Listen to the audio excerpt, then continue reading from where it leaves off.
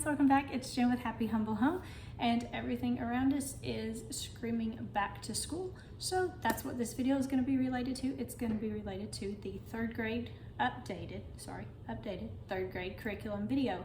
So before we jump into the flip through though, make sure you go ahead and click subscribe if you haven't already, and ring that little notification bell so you can get notified of all the videos here on Happy Humble.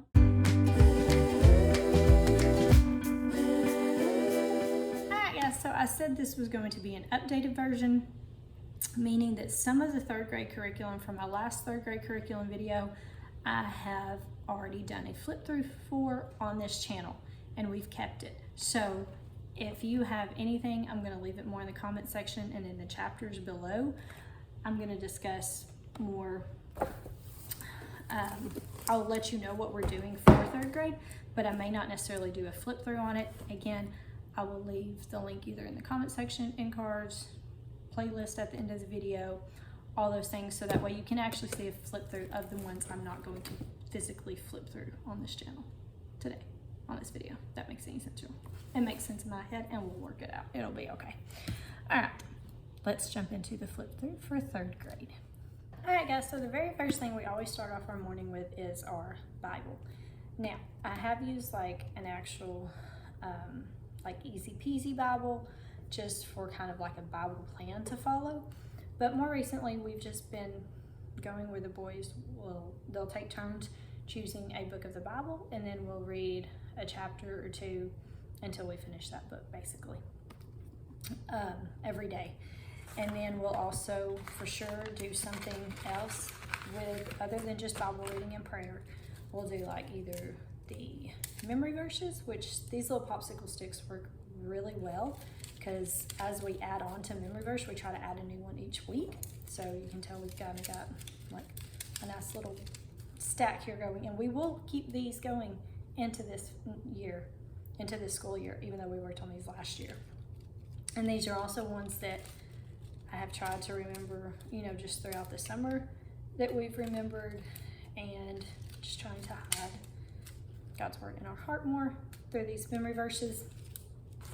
And the popsicle sticks are an excellent way to do that, because you can do them all by, you know, sometimes we'll just take specific colors, and you can see like on these I've done like the first part of the verse, like this one's Matthew 28:19 through 20, so it's like go therefore, and I said go therefore and make, and then they'll say the entire verse, kind of like in Bible drills, and then the other side has just the reference. So sometimes we'll do just the reference, sometimes we'll mix it up.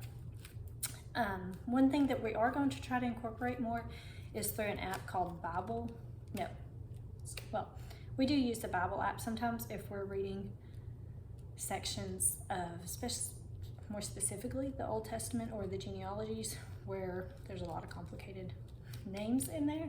So sometimes we will use the Bible app as an audiobook almost, so that way we don't struggle over the names and lose the meaning.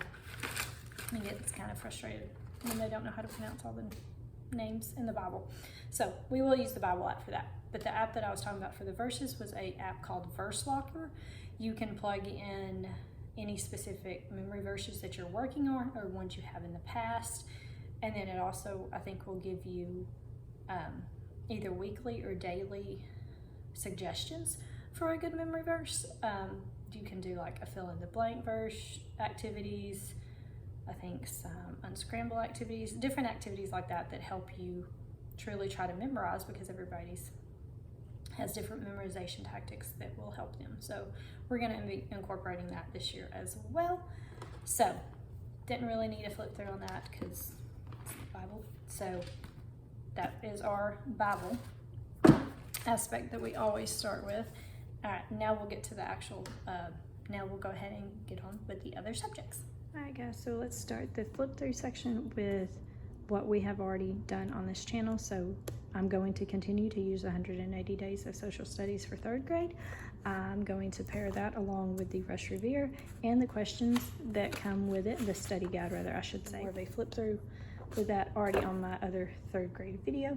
I'm going to continue to keep that, and I'm also going to continue to keep the Good and the Beautiful, Water in a World. This is an older edition.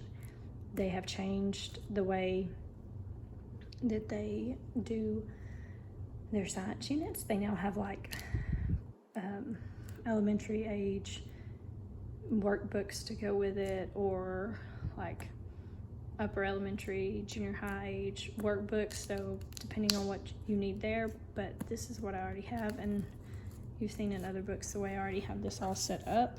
Sorry, I got pages falling over here. So we're going to do the water in our world for science, and then we will flip that over and do the marine biology, because those two units flow very nicely together. So that will be our science. We might be able to get in another unit or so. We'll just see how fast we move through both of these units, and these two should easily last us through the first semester, if not partway into the second semester. All right, so again, you can see all these actual flip throughs. I will leave a little iCard up there for you to go check out the flip through for those items for that particular curriculum. Now let's go ahead and jump into the new stuff. Items that we're going to flip through is going to seem like a lot, but it's really not.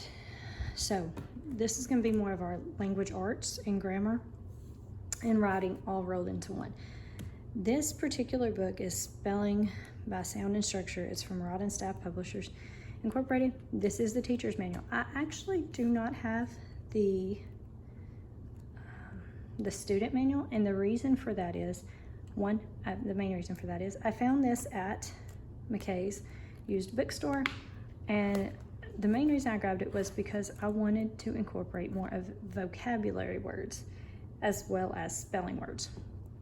And when I opened this up, I noticed that here in the teacher, it would be like, parts, bits, slice, okay, that would be piece. So it already kind of gives vocabulary over here. So what I will probably do with this is I will probably just take whatever lesson that we're working on, and I will probably just go ahead and write these out, or I will have him go ahead and write out the definition, and then he'll put his spelling word with it. And then that kind of gives our definition and spelling words together.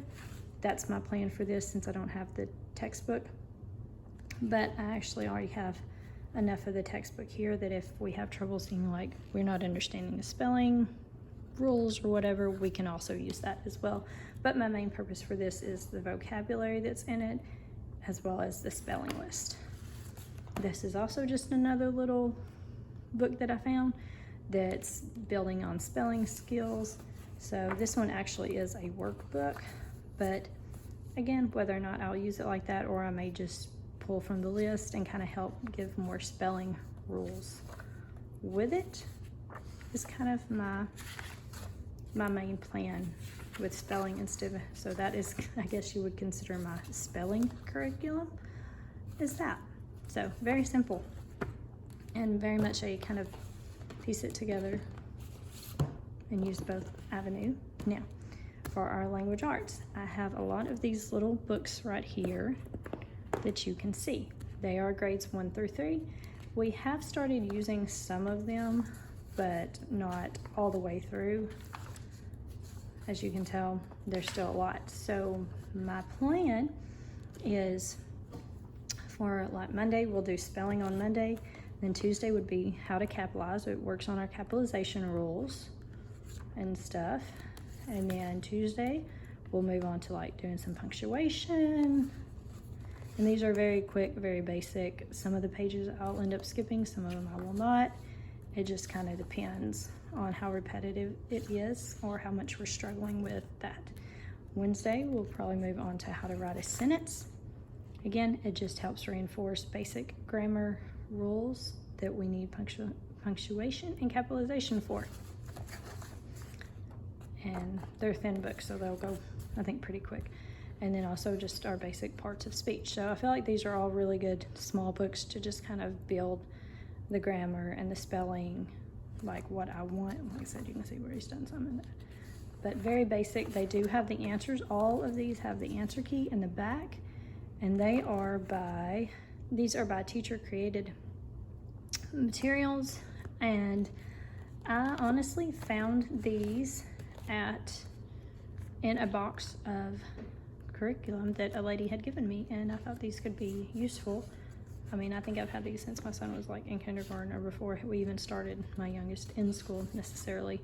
But the how to write a story, how to write a simple report, and how to make a book report, depending on how quick we get with these will probably be more of a second semester focus. But again, if we're moving through these really fast and he's understanding it and not struggling at all or anything, then we'll probably just move right on into working on our reports. But that's kind of, we're going to start with a good foundation and move up to something a little more complicated probably in the next semester, in the second semester half. And then also we're going to continue our cursive. This is a book that he did not finish all the way last year, but he got most of it done. But we're going to continue with that just because I think it's important for him to learn how to read cursive. And to me, the easiest way to read cursive would be know how to write cursive. I do not make my children write cursive if they do not want to, but they will be able to read it, mainly because I always write cursive. And more so in third grade, I'm not going to change writing to print because cursive feels more natural to me. That's what I've done since kindergarten. And since he's in third grade, I think it'll help him be able to read cursive, print, and just as he gets older. Okay, so we're going to keep the same with Math with Confidence 3 as we did with kindergarten through second. So it's very, very similar. You have your instruction guide, and this particular grade, you have a Part A and a Part B workbook. I'm not really sure why they decided to split it into two. I don't know if maybe having a book that's kind of that thick would be daunting to kids. I don't really know why they decided to do that, but either way, the price point is still pretty much on par with what like their second or kindergarten curriculum is, so it's not a huge difference. There is a couple changes. Your teacher guide is set up pretty much the same way. You have your lessons, this is partly hands-on with the teacher, partly hands-off, just like it always has been. It does still have the teacher's key on the back. In the back here, it does still have the black line masters and stuff like that you will need. Some of these may be more of a resource or reference guide for like when your child is doing the independent work, which we'll get to that in just a second. But these may be good just to have pulled out as a reference, kind of help memory type thing. But you do still have those black lines back here. It does have a guide to the black line masters, so it'll show you which ones will be frequently used, the short-term use, and then optional use. So they do still kind of have everything you need. You'll need like little basic counters, everything that you've used before. Now, as you can see kind of here, just by looking at the answer key, you'll have your practice and a review. And if you remember, in all the other K through second, they had like the point 1 would be Monday, and then Tuesday, Wednesday, Thursday, and then once you got to like second and maybe first, I don't remember exactly, but I know for sure for second, the point 5 basically, or Friday, would be what they would call an enrichment day, or enrichment activities that you just kind of built upon what you did last week, or maybe played any kind of games or anything like that, where it's not an actual lesson, so they were optional lessons. This one, they don't have it like that. They set it up actually by units. It is still set up by units. Here, just let me flip to the very front and I'll show you exactly what I mean. Let's see here. Because if you remember in the other, you'll have unit 1 right here. So all of unit 1 is going to be reviewing addition and subtraction. Now, that may take the course over several weeks, because right here we're still in unit 1 and we're in lesson 2, because it'll say up here part 1. So let's see if we get to, so see right here where you see 2.9 is an optional enrichment lesson. So it doesn't necessarily go 4 days a week with maybe a 5th day. And the reason they do that is she explains a lot better in here, but I'm just going to paraphrase it, that they tell you what's different here. And the reason that they do it like that is so that way you're not worried about getting in so many days of school. It kind of leaves you a little bit more freedom to be able to slow down if you need to. Because in third grade, even just by the end of this Part A book, they're already doing some more multiplication just by the end of Part A.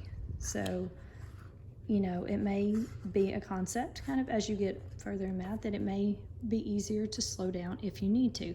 It is still unit based. At the end of every unit is where they do their enrichment options. Like, let's see here.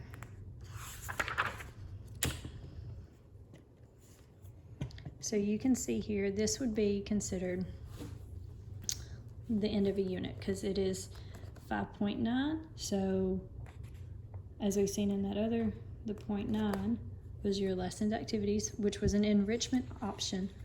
So the 0.9 would be kind of a review optional if you wanted to do the lessons together. And then you have your unit wrap up, which is a cumulative over just whatever was in that unit. So they do kind of change it up a little bit. It's not your Monday through Thursday with maybe Friday on it. So that is one new thing. And then also the lesson activities, because as third grade gets a little more, you get a little bit more hands off with your child. So for the lesson activities, you can see up there, they have like two little people. So that means this is to be done with the parent. And that's where your instruction guide comes in, just like they did. And you can read, you know, what you need, all that. So you can see right here, it will tell you when to use like activity. Sorry, y'all, I keep bumping my camera. I'm so sorry, y'all. So you can see up there where activity A would be matches with this activity A, and then activity B, and then activity C is the game. So we do still have the fun games in here that your kids are used to using. And then that's all. So that's all that you would do for the teacher. So it's a little less hands-on for the teacher, but for the student, they will go into this practice where you can see where it just shows one person up there. So they would go into the practice over what you just went over with the teacher, and then it goes into just a review, and the review is always a cumulative review. And then again, you can see up there at the top where they changed it to like 1.9. Before they would stop at, you know, 1.5, and then you go into 2.1, 2.3, 2.4 to 2.5 type thing. And there you go. But this means with the teacher, without the teacher.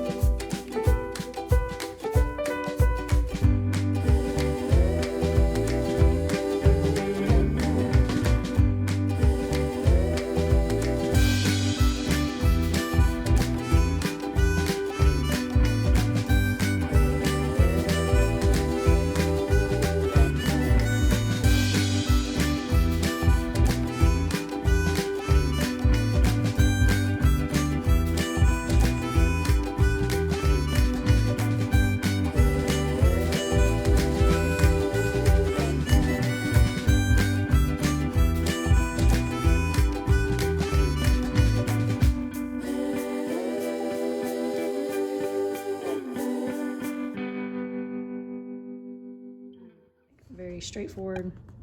Let's get to the point. We don't have to do a lot of extra. It has a lot of fun games. And of course, you know, the pages are very colorful and inviting. It's been great. I have like 0 complaints about this curriculum. And there's what the changes are for Math with Confidence 3. And you can check out the other Math with Confidence videos all the way up to K through 2nd on my other videos. I will make sure I leave the playlist for my curriculum videos at the end of this video, so be sure to check out that playlist as well as the iCard for my other 3rd grade. Alright guys, so like y'all know, I like to keep it very simple. We have our Bible, we have our math, we have our language arts, readings, writing, kind of all in one. We have our social studies, and we have our science. That is my main focus. I try to keep it very simple. Sometimes, I think in the past, my 3rd grader did typing. That's because that particular student was not familiar with how to type properly and the proper form and proper key placement or finger placement, all that kind of stuff. Our youngest, since he has watched his brothers do typing, since he himself had wanted to do typing when he was like in 1st and 2nd grade, he was asking to do typing because that was a subject his brothers did, and he thought it looked like a lot of fun. So he already kind of has that good baseline. So I'm not necessarily going to probably push him to do typing. It may be one of those, we may do that once a week, or we may do it like once every other week, something like that. But it's not going to be like a steady weekly curriculum probably at this point, but I still use typing.com. It's a great resource, and there's lots of options. You can put spelling words on there. That's probably how I'll use it more now that I say that, is that whenever I have like the list of spelling words that we'll do on like Monday, then probably that Friday or something, instead of having him write it out, I might just be like, all right, go type off your spelling list. And then I can actually go into typing.com, create a custom lesson where it's his actually spelling words for that week. Oh my gosh, y'all, I am tripping all over my words today. So I would probably create a custom lesson where his spelling words for that week, so that he can practice typing, but also be spelling at the same time. That's what I was trying to say. Wow, y'all. If you have any questions or comments, be sure to leave them in the comment section below. Thank y'all so much for watching, and I'll check in with y'all later. Bye.